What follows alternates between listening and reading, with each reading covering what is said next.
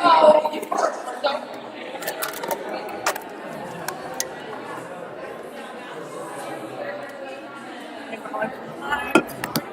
don't ever remember anything. Yeah. Because announcements I didn't give it to So them. if you want to use the wireless mic, you can get it from Jordan. Do you know Yeah, what I you know. have? Or, I don't have anything. okay. All right. Where's the mouse?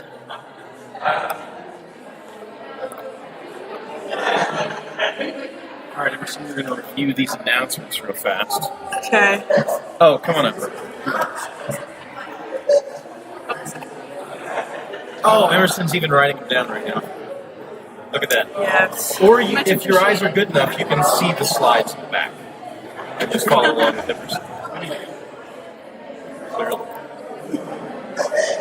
And I also need to bring it. So sitting on my face, I just leave it there instead. That, honestly.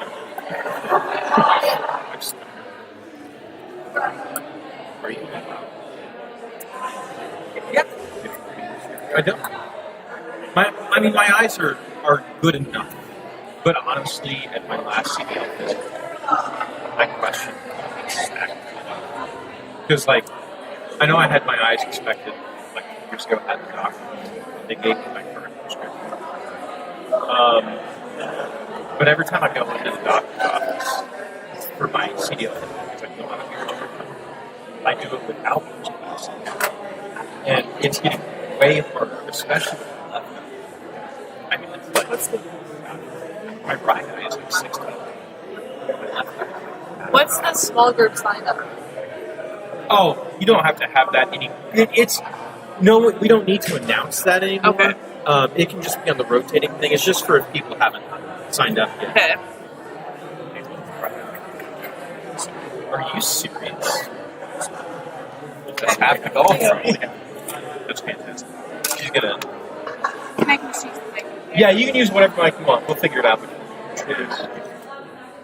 Use one of the middle ones to be better. You ready? Whenever you're ready, we're ready. Yeah, I see it.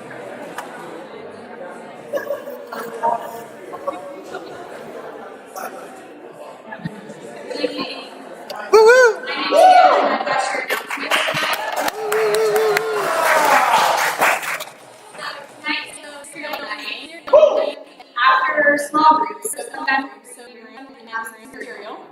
And next Tuesday, we're going to get pounds from 10:15 to 11. So if you're available, I think you can just talk to Alicia about that.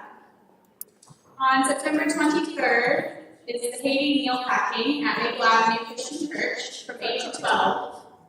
And then the fall retreat is October 19th to 21st. And that's going to be in Hudson, Illinois, and there's more information to come, but you can talk to Avery, Jessica, or Alicia about that if you're interested. Woo, woo, woo! Yeah!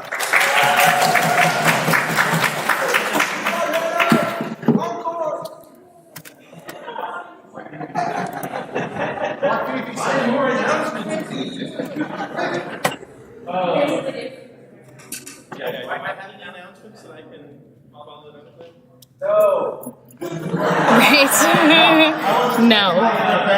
I do have one that I'll share. So, this Friday, at 5:30, in the Sandberg Theater. You all know where the Sandberg Theater is?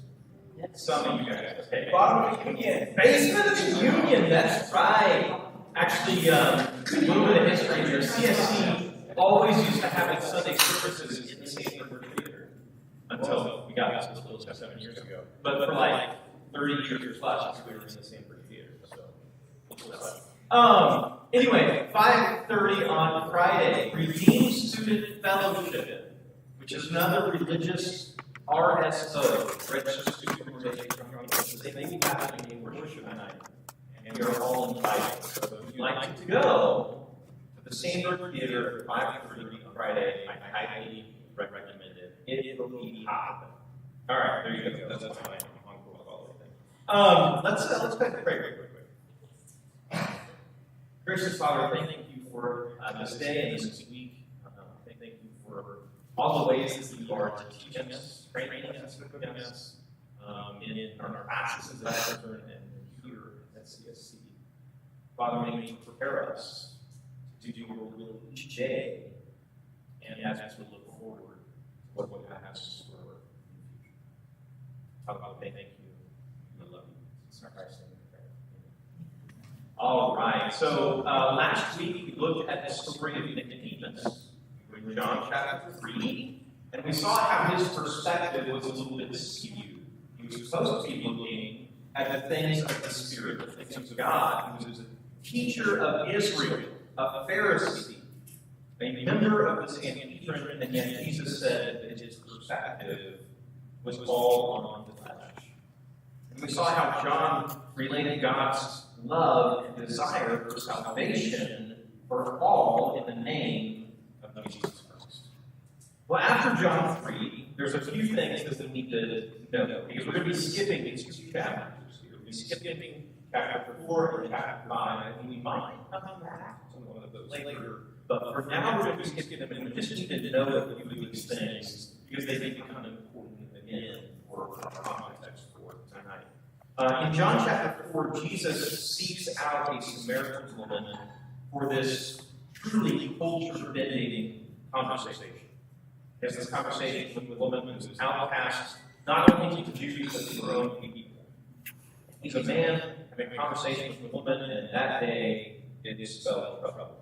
So Jesus sought her out and had a conversation with her. In John 4, he also heals an official's son. In John chapter 5, he heals another man at the sheep gate on the Sabbath. And he uses that miracle to address his relationship with the Father and his purpose for him. He teaches about the Scriptures, and especially Moses. Pay attention to that, but especially how Moses is bearing witness to himself. So tonight we're going to be diving headlong into this really long chapter. There's about 70 verses, chapter 6. We're not going to cover them all, but at its heart, this chapter is all about the nature of Christ and how we respond to God. And the breakdown of how we're going to proceed through this chapter is we're going to be jumping back and forth a lot between different groups or types of people who are in this chapter. We're going to be looking at Jesus and trying to get from his perspective. We're going to be looking at Christ's disciples. And this includes the apostles, but it also includes this wider group of people who were following him consistently to learn from him. And we're also going to be examining the crowd of regular folks who followed Jesus around because of the miracles. Some of them were disciples, and some of them were not. But we're going to be looking at this crowd of regular folks as well. And honestly, we're going to be largely looking at application. This is going to be an application at this sermon. My intent tonight is not to address the theology of John 6 directly. Not to say that I'm ignoring it, not to say that I won't come back to it, and not to say that it doesn't matter. In fact, the better an understanding of theology that we have, the better we can apply Scripture to our lives. But because it is such a big chapter, tonight I'm going to focus on the application. We're going to be taking it in two main chunks. We're going to be looking at John 6, 1 through 15, and then 25 through 40. So, let's go ahead and read our. After this, Jesus went away to the other side of the Sea of Galilee, which is the Sea of Tiberias. And a large crowd was following him because they saw the signs that he was doing on the day. Jesus went up on the mountain and there sat down with his disciples. Now the Passover, the feast of the Jews, was at hand. Lifting up his eyes then and seeing that a large crowd was coming toward him, Jesus said to Philip, "Where are we to buy bread so that these people may eat?" He said this to test him, for he himself knew what he would do. Philip answered him, 200 denarii worth of bread would not be enough for each of them to get a little. One of his disciples, Andrew, Simon Peter's brother, said to him, "There is a boy here who has 5 barley loaves and 2 fish. But what are they for so many?" Jesus said, "Have the people sit down." Now there was much grass in the place, so the men sat down, about 5,000 in number. Jesus then took the loaves, and when he had given thanks, he distributed them to those who were seated. So also the fish, as much as they wanted. And when they had eaten their fill, he told his disciples, gather up the leftover fragments, that nothing may be lost. So they gathered them up and filled 12 baskets with fragments, and 5 barley loaves left by those who had eaten. When the people saw the sign he had done, they said, "This is indeed the prophet who has come into the world." Perceiving this, they were about to come and take him by force to make him king. Jesus withdrew again to the mountain by himself. So let's talk through our first group of people for this section, the crowds involved. Verse 1 says, "After this." And so we want to ask, okay, what is after this? This crowd started following Jesus after what? Well, it was after the healing at the sheep gate, and after Jesus had preached on his relationship with the Father. And the healing of the man in the pool happened to take place on the Sabbath day, which the Pharisees took offense at. They accused Jesus of violating God's law by working on the Sabbath, and Jesus actually took that opportunity, that accusation, to reveal his authority because of his relationship with the Father. Naturally, then, Jesus approved a sizable crowd of following him. I mean, he's performing this miracle and he's willing to heal people who are in need on the Sabbath day against the authority of the Pharisees. Verse 2 says that the large crowds followed him because of his signs with the sick. And so go with me here for just a minute. Here's Jesus. He's this itinerant rabbi, right? He's got no home, no permanent home. He's got no fixed source of income. He is a man roaming around. And he's a man who's healing sick people in their need. Here is Jesus who, when confronted about working on the Sabbath, he makes this claim that it is God who is doing work on the Sabbath. And this is important. How could this man who was healed have been healed by any power other than God's? How is that possible? And so, if this man is healed by God's power and healed on the Sabbath, it means that God is willing to do work for certain things on the Sabbath. And yet he's saying, you Pharisees are so concerned that I've offended your interpretation of what is important in the law of God. In other words, if you see God doing good on the Sabbath, then you praise God for working. You don't condemn the vessel through which he is. Oh, really? Wow. But the crowds of That's awesome. saw Jesus doing these things in front of the religious authorities. They wanted to know and then follow his anything that he heard. And I want to take a moment right here. I want to highlight one of the missions we support. FAME is a missionary organization that I think does what Jesus is doing here. FAME stands for the Fellowship of Associates of Medical Evangelism. Jesus treated those who were ill and shared the gospel message. People could tell. They knew that Jesus cared for them. Because he didn't just say it here, but he actually acted on their behalf, and he met them in their need. It wasn't just his words.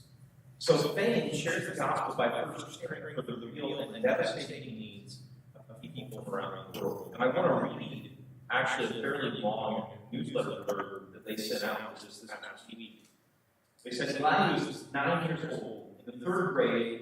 He likes school, he does his homework, and he helps around the house. Eli lives with his abuela in a little village near a famed local shipping harbor. About a month ago, Eli and some cousins were playing, and Eli jumped down from a fence onto a pile of broken concrete blocks. His grandma took him to the public health clinic, where they did nothing to help him for the next 3 days.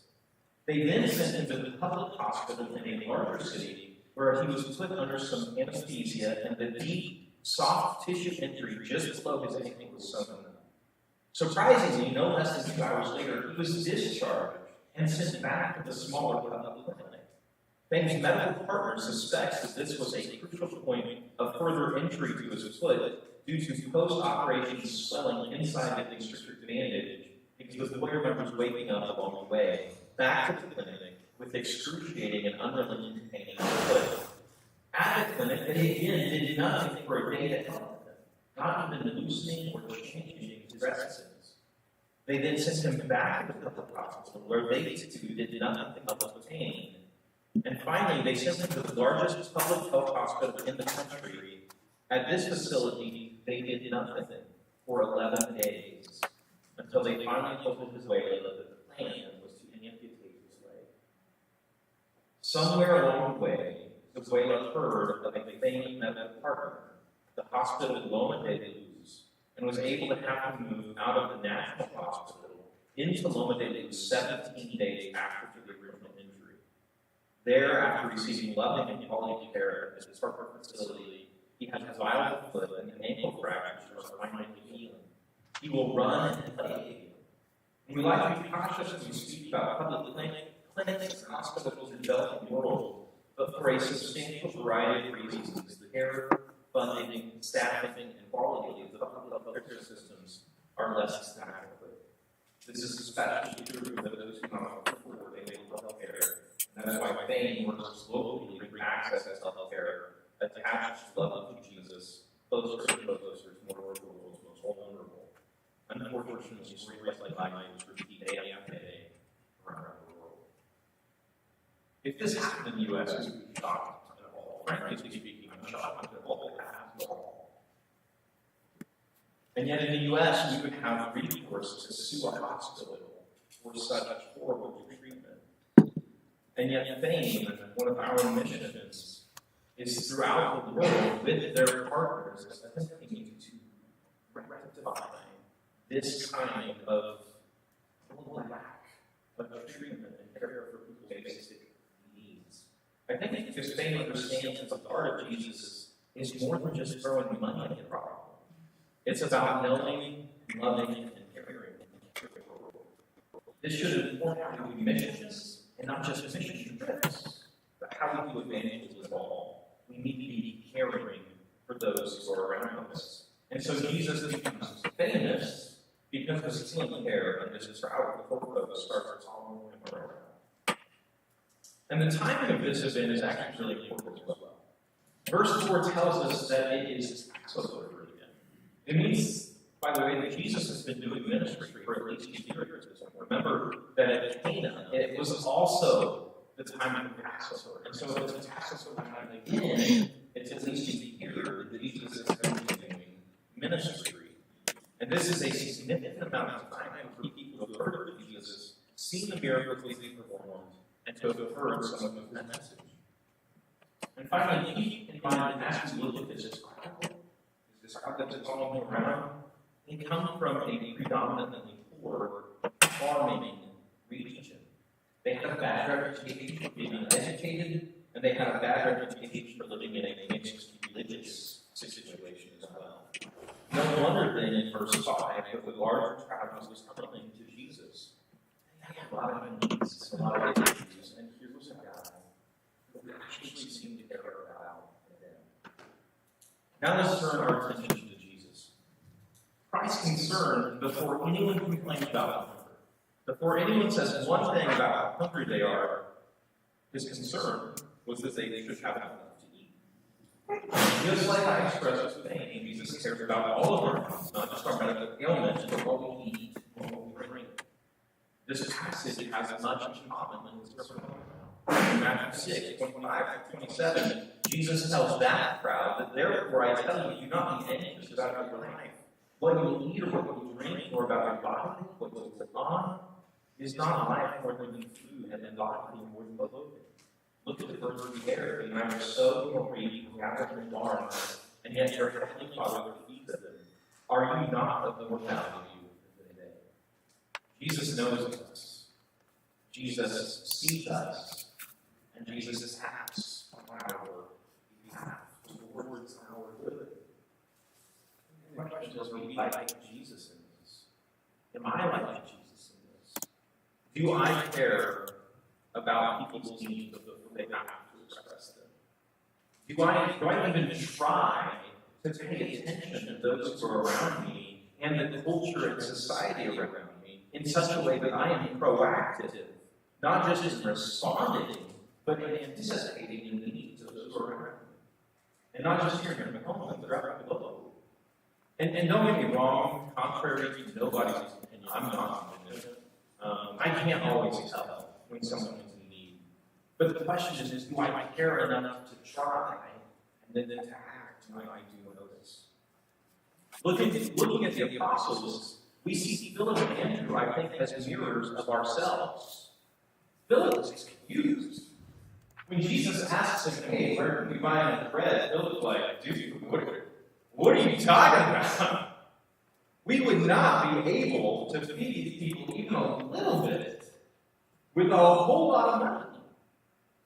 And Andrew is somewhat similar. It's a little bit better. He points out this little boy in the crowd who brought his lunch. These 5 loaves of bread. He says, well, we have this, but that's not enough, Jesus. Like, what are we doing here? And are we like Philip and Andrew? Do we just write off any possibility that we need help at all? And do we not even look for solutions to problems in our world, or in our families, or in our friend groups? Because we think those problems are just so far beyond us that we can't imagine that we can even help. The Jews in this story were looking for Jesus for those who rescued. They came from the region of Galilee, which meant they were subsistence farmers. They lived off of what they grew and sold, and they had very little margin for error. The apostles knew those conditions, and they knew the reputation of the region. They were living under Roman oppression, and they just had this defeatist mentality. Hey, look, there's nothing that we can even do. When we examine our world, what do we see? And are we mindful? According to United Nations, 25,000 people die every day from hunger and hunger-related problems. That's more than those who are in Macomb right now. 9.5% of the world population is undernourished. It's about 854 million people. When we look at something as profound and disturbing as those figures, do we give up in hopelessness and despair, or do we look to Christ to see what He wants us to do? And by the way, I included both that human page that shares the statistics, and I included in the Bible a brief article on world hunger and Christianity. It's got questions. There are lots of other resources, by the way, that address that. And at Conde Vita, one of the things they do, Conde Vita, the mission we're going to take in March, this is one of the things they address in Ecuador is hunger. So, the very next part of this passage is Christ's response. And so we turn our attention back to Christ. As soon as Andrew is done sharing about this one little boy's lunch, Jesus asks. He doesn't ridicule his disciples. He doesn't do anything. He just, as soon as they mention, hey, there's this little boy's lunch, Jesus gets his emotion. And he wants his disciples to also get an emotion alongside him.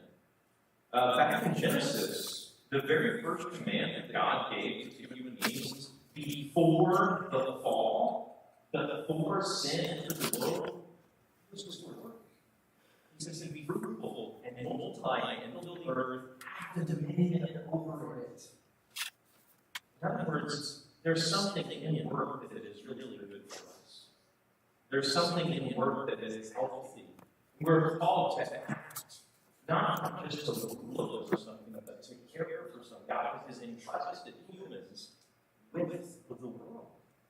And yeah, we messed it up a lot, but we are called to stop messing it up and to actively work towards repairing it, redeeming it, restoring it alongside God. And even as Jesus knows he's about to perform a miracle to feed all of these people, he puts the disciples back to work. And I want to go back to the disciples real quick, because just try to imagine this. Imagine relating to Jesus, like, hey, Jesus, there are 5 loaves of garlic bread, 5 loaves of garlic bread, and 2 small fish. 5,000 men at the minimum. And then he says, go make them all sit down. What are you thinking? Like, where are your thoughts? Like, as you go to sit all of these people, what do you tell them? How do you even address their concerns when Jesus hasn't addressed your concerns. Jesus has just told you to go do something. And so when people start asking, like, hey, what's going on? What do you tell them? I think the answer to the apostles, they were faithfully obedient. They organized the people and they waited expectantly to see what Jesus would do. All right, back to Jesus. So Jesus takes the loaves of fish, he gives thanks to the Father for his provision. He breaks them and gave enough to everyone to the point that they were satisfied. Guys, many of the things that we do as Christians, they're looked down on as ritualistic. Many of us go through our days uncritically. We get into these routines that are like, I don't know, that we just follow like robots. And just to spice things up a little bit, what's like the computer's favorite beat? This is data, guys. So don't take it seriously. It's an algorithm. Alright, so we tend to get these robotic algorithms throughout our day. We just kind of stop thinking about what we do. And sometimes this is really handy because what it means is that when we have a routine and we're doing the dishes, we do dishes on autopilot and then we can pray. Or we can think through really hard things, and that's really, really, really useful. But when we allow important things that require our real presence to become habits in that way, to become just routines, we're missing something. But here is Jesus, the very busy moment of his day. The reckoning disciples is ready to feed 5,000 people and stops. And he takes time during his busy event and gives his full attention to his Father. And he gives thanks to God for his provision. I've done often the opposite of this in my life. I pray for almost every meal, but half the time or more, I find myself rushing through the prayers like I can get to food. Like, Lord, thank you for this law. And then it's gone. I don't take the time to stop and think that God has provided this for me. And I say the words that I'm thankful for them. But am I present in the moment? Am I taking time to actually turn to God and say, Lord, you care for me. And because of that, I have this meal. And I think the answer for our rituals is not to stop doing them, but to make sure that we do them with purpose and intention to redeem the habits of our lives so they may be centered on God. And then Jesus sends his disciples right back into work.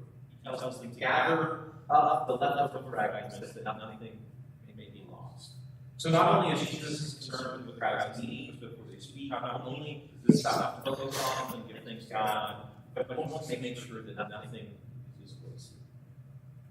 Back to the crowd. Verses 14 and 15. When the people saw the sign to get done, they said, "This is indeed the prophet who has come into the world."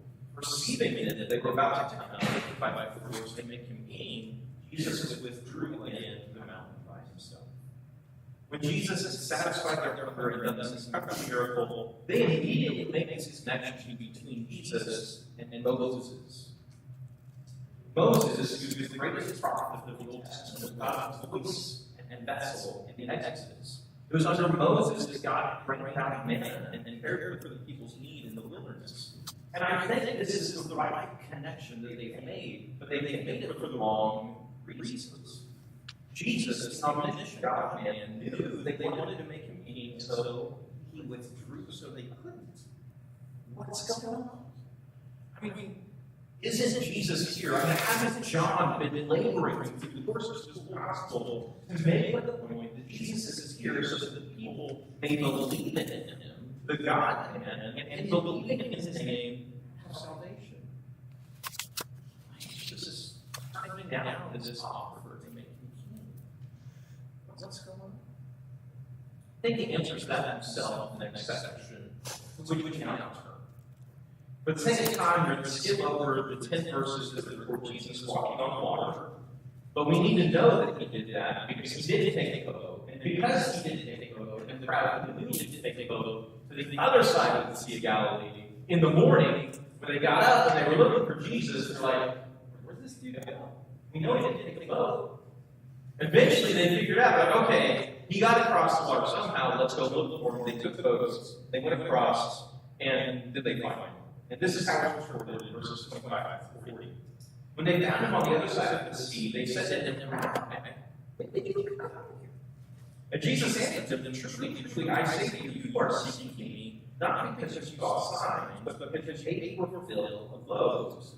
I just want to pause here real quick. Jesus has this habit of not answering my questions when asked. Like, have you noticed that these last 3 weeks? People will ask him something like, you should ask something else. And he just answers things they should have asked. Anyway, continuing in verse 7. Do not work for the food that perishes, but for the food that endures to eternal life, which the Son of Man will give you. For on him God the Father has set his seal. Then they said to him, what must we do to be doing works of God? Jesus answered them, this is the work of God, that you believe in whom he has sent. So they said to him, well, then what signs do you do that make us see and believe you? What work do you perform? Our fathers ate the manna in the wilderness, as it is written, he gave them bread from heaven to eat. Jesus then said to them, truly, truly, I say to you, it was not Moses who gave you the bread from heaven, but my Father gives you the true bread from heaven. For the bread of God is he who comes down from heaven and gives life to the world. They said to him, Sir, give us this bread always. And Jesus said to them, I am the bread of life. Whoever comes to me shall not hunger, and whoever believes in me shall never thirst. But I said to you that you have seen me, and yet do not believe. All that the Father gives me will come to me, and whoever comes to me I will never cast down. For I have come down from heaven not to do my own will, but the will of him who sent me. And this is the will of him who sent me, that I should lose nothing of all that he has given me, but raise it up on the last day. For this is the will of my Father, that everyone who looks on the Son and believes in him should have eternal life, and I will raise him up on the last day. So let's look at what Jesus says here a little bit closer. In this section, Jesus seems to take a completely different approach. I just spent a lot of time trying to show how Jesus cares for us before we even speak, how he was centered on giving thanks to the Father. And I exhorted you all that you should bring real care to people simultaneously with the gospel message. And here, Jesus is like saying, look, check God all along. Quit focusing on physical bread. They're focused from accountability. Jesus just fed them. And he fed them miraculously. And they seem to make a king, he pleased. He says, stop thinking about bread. Just like we've seen in the last 2 weeks with Nicodemus, and Mary, and Daniel, and the 10 virgins, there is this distinct lack of focus on the things of God. Jesus tells the crowd that they're concerned rather than being on spiritual things of God, because on their bellies. And in some ways, this strikes us as really unfair. I mean, these are poor people struggling every day to make enough food, and it feels like Jesus is just saying, "Suck it up, or shut up." Like that's how it feels when I read this. And yet, just because that's how it feels doesn't mean that's the way it is. That's not the way it is. In the miraculous feeding 5,000, Jesus gave real care for real concerns. They really did need food, and he really did give it to them. But the caveat here is that he never loses his focus on the spiritual realities. We somehow have to learn to always care for the present needs of those who are around us, and simultaneously to not forget that the spiritual needs are more important. They may just not be more immediate. We have to care for immediate needs, but those immediate needs are always meant to point to the need of spirituality, to know God. It's not necessarily an easy thing to keep in mind, but it's something that we have to learn regardless. Switching back to the crowd, then. One Christian commentator, I think, puts it very plainly and very well. They, the crowd, had not yet reached the first stage of Christian faith, which consists of a profound dissatisfaction on the part of man with the spiritual They had no sense of the seriousness of sin, no longing for a higher kind of life. They knew dissatisfaction with their earthly circumstances, but they didn't have the dissatisfaction with where they were in their relationship to God. Let's try and visualize this right home. Imagine that you were those Galileans who were fed this meal. You were eating it, and after the meal was over, what would you think about what you just experienced? I mean, it's a miraculous feeding. They didn't bring enough food. There's 5,000 of them. And out of nowhere, literally, this guy feeds you. You've heard about schools, other places, and after the meal, you make this connection that he must be like Moses, a prophet sent from God. But wouldn't you think there's something else going on? Wouldn't it be logical to think that something bigger than just food was at stake? I mean, if Jesus could provide food for all of them, then doesn't the miracle itself seem to indicate that it wasn't about just the food? But how often do we thank God for how He has provided, like say at mealtimes, and not thought to ourselves that maybe God is providing something beyond just this meal, or and He's providing us this meal for something greater than ourselves? Not that food itself and our need for material sustenance isn't important. It is, and He makes that plain on the Sermon on the Mount. But what if He provides those things for us to reveal something beyond us and beyond our comfort? And what if He does that every single day, at every meal? And we don't even notice. What if that's what's going on? So switching back to Jesus, He tells them that they need to work for the food that endures to eternal life. When they ask what work that would be, He tells them that it's believing in Him whom the Father has sent. And what do they say? They say, well, give us a sign to show that you're really like Moses. That's really confusing to me. Yes, isn't it? You didn't see it? Like, what's going on? Like, did you eat? You were satisfied, and you want more? That's not right. I'm a little confused that they're doing me. But let's take a quick step back and give you some context. Like I said at the outset, this is once again in Passover time. What we haven't really hit on is that this is a point of cultural identity and pride for the Jews, almost nationalistic, you might say, in birth. Passover represented God's active work in the world, redeeming the Israelites from slavery and setting them up to enter the promised land. The Jews in Christ's day were under oppression once again. This time it was by Rome. It was their own homeland. The Messiah that they expected, the Messiah that they wanted, was to be like Moses in the sense that the Messiah is to save the Jews from their bondage to foreign political enemies. Jesus was providing food like Moses did, but spoken directly to their desire for liberation from Rome, and the connection to Passover would have been exciting. It would have been electric for them. And then Jesus tells them their expectations and their interpretations are all wrong. While they were asking for more food from Jesus, more signs of this political leadership, right? They wanted to make him king. Jesus is telling them that the true food wasn't man, but was himself.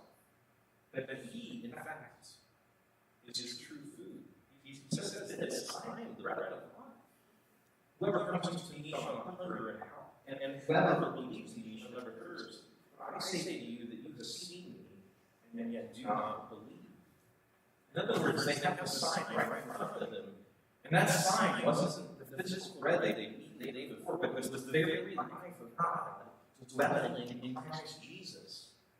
Jesus is greater than Moses, and they were utterly blind to it. Jesus is trying to reveal to them the true food that lasts through eternity. He was literally walking in their midst, and they were so caught up on eating bark and barley that they couldn't see Jesus for who he really was. He is himself God in the flesh, the very sign that is needed for us to believe in. As it says in verse 40, this is the will of my Father, that everyone who looks on the Son and believes in him should have eternal life. I raise him up on the last day. Just as he told Nicodemus that he was like a snake in number, so he has told this crowd as well what the sign is. And not only the incarnation, but also the cross. In fact, the incarnation and the cross are so completely linked in the New Testament that you can't understand the one without engaging the other. So this crowd had three problems. They needed food. They truly needed food. They also needed spiritual food. The third problem is that they didn't recognize the need for spiritual food.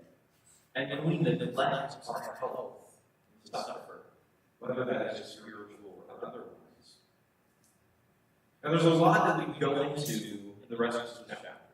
There's a lot of rich theological statements that Jesus makes, and there's these attitudes that John reveals in the gospel, but we can't tackle everything.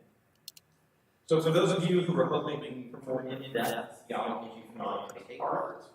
We may come back to that later in the semester.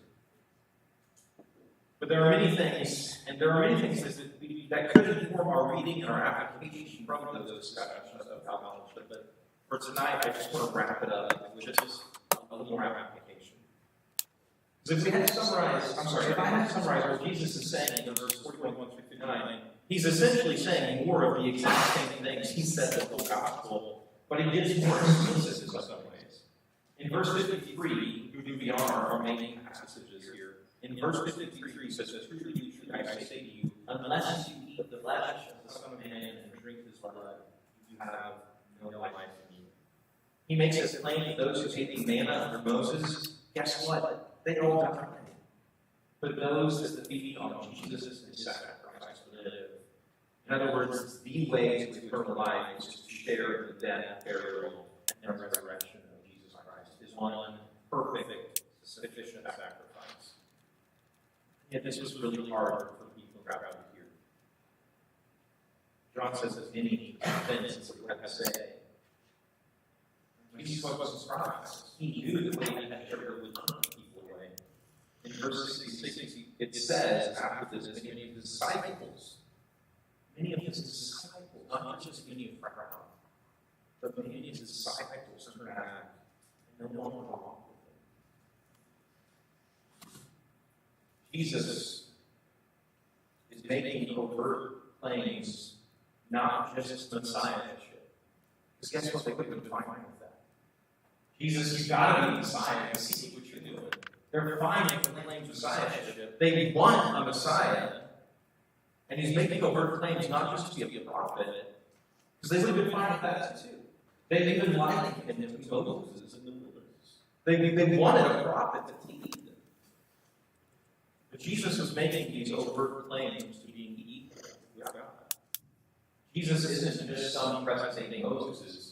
He is the God who comes down from heaven and is the bread of life. And if you remember from just a few short verses ago, the crowd wanted to take Jesus and make him a king. I mean, just the night before, at dinner time, after they feasted at his banquet, they wanted to make him king. When the stakes were food, when they were political and religious autonomy, they were on board. When what Jesus was doing lined up with what they already wanted, they were happy. When they thought he was what they wanted him to be, they were like, yes, great. But when Jesus says he is more than that his focus is on spiritual food, not on bread, they're not rejecting. When Jesus says he's the bread that comes down from heaven, they look at him and they say, is this not Jesus, the son of Joseph, whose father and mother we know? We know this guy. We know his family. How is it that he could make claims like this? And you know, I think if you think back to this argument that I went through very briefly on the Sabbath, the things that Jesus did don't need to be done through God. If God wasn't with him, they weren't happening. And the things that he says, they're confirmed by the things that he does. And God is surely with him. They're looking at his miracles they're rejecting him as he says he is. And are we like the crowd? Do we only accept Jesus as king when it is convenient, when it's easy to believe? Do we only accept Jesus as his Lord when his will happens to line up with our own? Do we accept him only when he comforts us? Or do we accept him because of who he is? Do we follow him and obey him because he alone is God and King? Do we follow him even when his commandments and his words are confusing to us or when they make us uncomfortable? When the crowd walked away, Jesus asked his 12 apostles, "Do you want to go away as well?" Simon Peter answered him, "Lord, to whom shall we go? You are the words of eternal life, and we need to believe and come to know that you are the Holy One of God." His apostles recognized that Jesus would flip their lives and their beliefs upside down. They bucked against it at times. They were often confused and often frustrated. But they have to realize that if Jesus is king, it's because he's king, not because it's what they wanted him to be or to do. So are we like the crowd, or are we like the apostles? Do we turn from him when we're confused, frustrated, offended? Or are we willing to obediently follow Jesus, even when we do not yet see how he's going to do what he said he will? Jesus calls us all into work. The work of revealing the gospel, and the work of caring for others and their physical needs. Will we obey and believe, or will we walk away? Jesus is probably won't be what we want. I don't know if you realize that yet. Jesus is probably won't be what we want, but he is exactly who and what we need. You guys got that? Gracious Father, thank you for being exactly what we need. Thank you for just giving us what we want. Thank you for caring for us and being patient for us as we struggle. Father, show us the world around us. Show us the reality behind the superficial. Show us what's really going on, and show us what's going on in our hearts. Help us to become self-aware so that we can be aware of what you are doing and calling us to. Father, may we learn to surrender to your will and to delight in it, for it is the only good will. Father, we thank you in Jesus Christ. Guys, enjoy your small groups and don't forget cereal night.